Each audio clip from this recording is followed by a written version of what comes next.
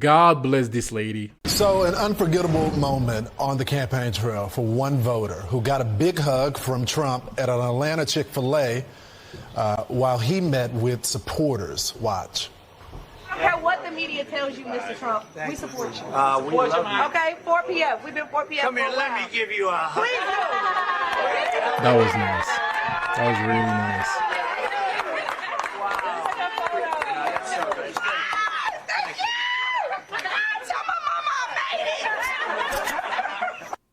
Look at the joy. Here to tell us about it is that young woman herself, Michaelah Montgomery. She's also the founder of a grassroots political group to conserve the culture. Michaelah, I've been waiting for this interview all morning. I've been waiting for this my whole life. Her whole life. So thanks so much for joining us. So you told the president when you were hugging him, I don't care what the media says, we support you. Tell me what you meant by that. I am so glad that is the first question you asked me.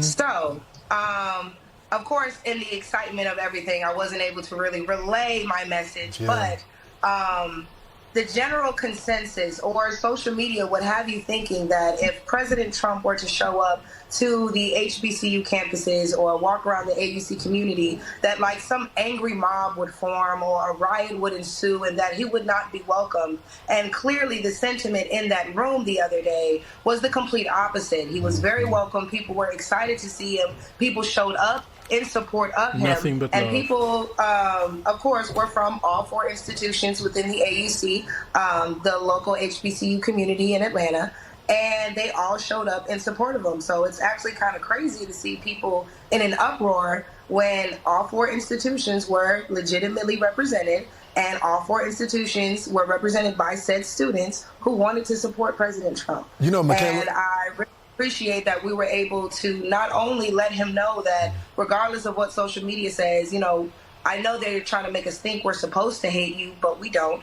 And additionally, it was a learning experience for my students because they were able to see and experience firsthand how the media can warp the perception of an opinion or Fake a person. news. Because, like I said, to think that these students who attend these illustrious institutions aren't smart enough to make their own decisions, That's so right. much so that they would only show support for Trump because he bought chicken sandwiches and milkshakes. it's offensive. That in itself is the most disturbing part of it all, especially when you think about the fact that it was mainly urban media outlets that were doing everything in their power to turn other black people against these young black kids who simply were not shy to explore other options.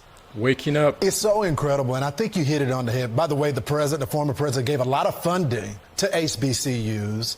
One of the highlights of my childhood was my HBCU tour to figure out what college I wanted to go to. But tell me about the former president and his policies. What is it about him that is gravitating these young people toward the president? And a lot of people, traditionally, Republicans don't do well in black America. But a lot of young black Americans like the former president. What is it about him?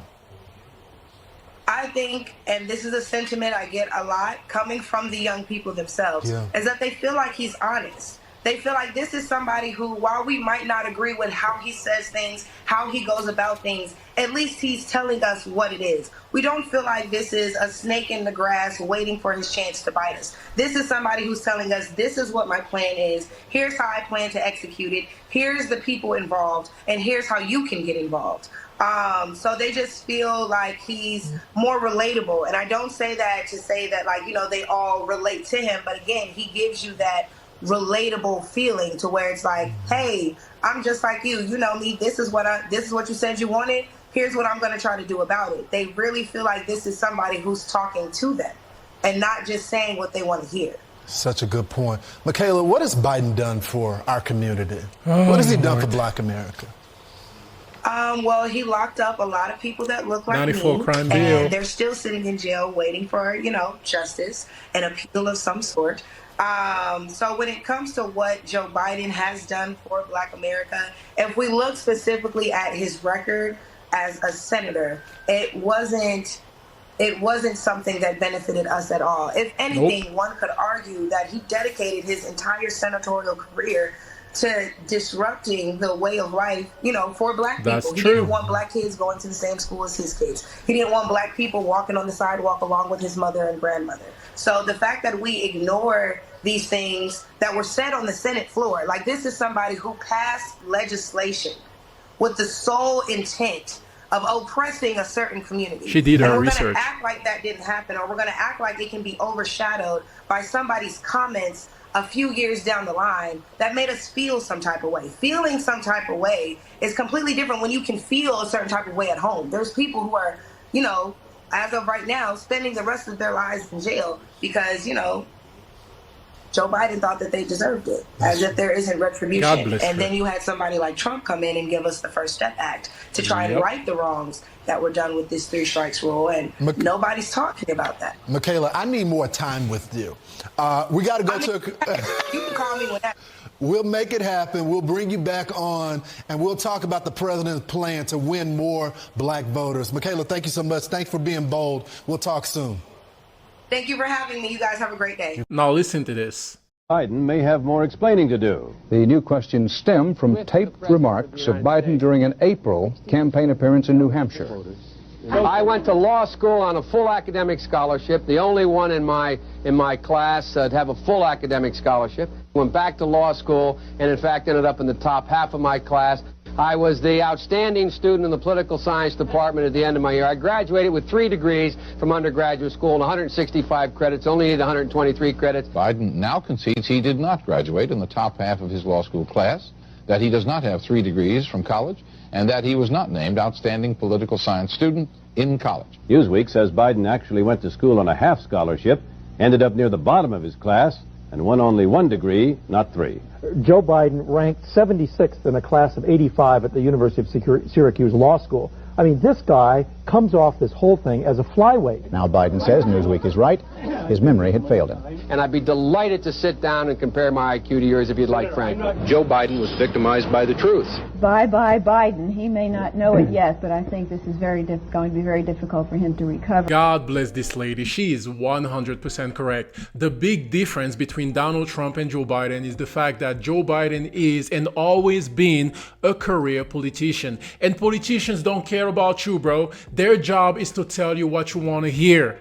And Donald Trump is a businessman. That's why I always laugh at those deranged leftists getting mad at Trump for selling things like shoes or whatever. He's always been a businessman. That's what he's known for. And regarding Joe Biden's past actions as a senator, that's a simple Google search, bro. From his comment on turning school into jungle to the 1994 crime bill responsible for mass incarceration of black people to his support for a KKK member, Senator Robert Byrd, the list goes on and on and on and on. People need to start doing some research, and she did. Can you imagine for a second if Donald Trump gave the eulogy of a KKK member? Lord help us. You let me know what you think about this in the comment section. This was a beautiful interview. God bless you. Catch you on the next one.